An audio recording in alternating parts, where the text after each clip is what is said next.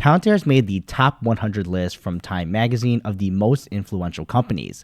This is basically a year after Alex Karp also made it to the Times top 100 most influential people in AI in 2023.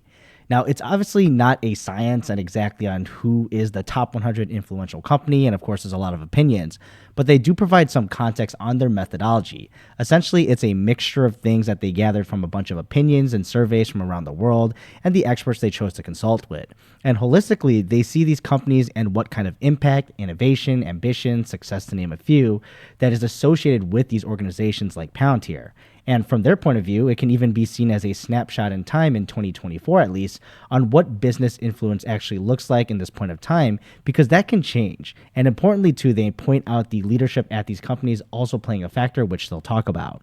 So Palantir made the list, and they chose to categorize them as a data mining giant.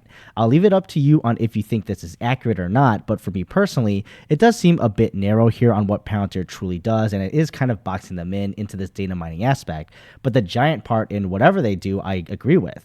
Now, they give context contributing to this listing that Palantir leadership has been around for decades, and they finally turned an operating profit for the first time in 2023. And this, of course, proved that the business model that they've been fighting for with analytics, especially for the government institutional side, but also for large enterprises, can work and be profitable, and they reference the jump in the stock price too.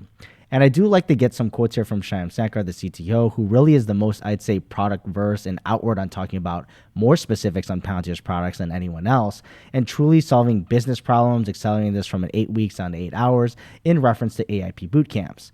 But also, you can't mention Palantir without Alex Karp, the CEO. Very outspoken on his personal beliefs, but also the mission of Palantir stemming and being born out of Silicon Valley after the 9/11 attacks, but really going against the grain and focusing on the defense industry, which as of recently isn't really the Silicon Valley of today and their focus.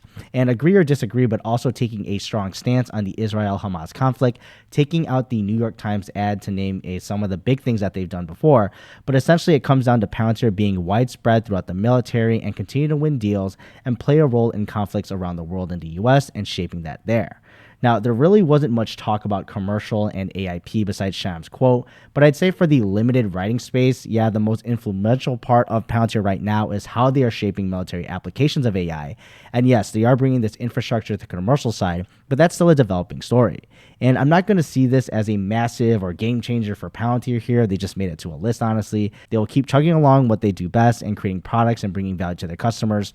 But maybe this piece will come up in Google, overshadowing slowly those Peter Thiel, Donald Trump backing spy data stealing company narratives. And that still pops up as a top result from time to time when you Google them. But what are your thoughts still below on Palantir making the list? Let me know below, and I'll see you in the next video.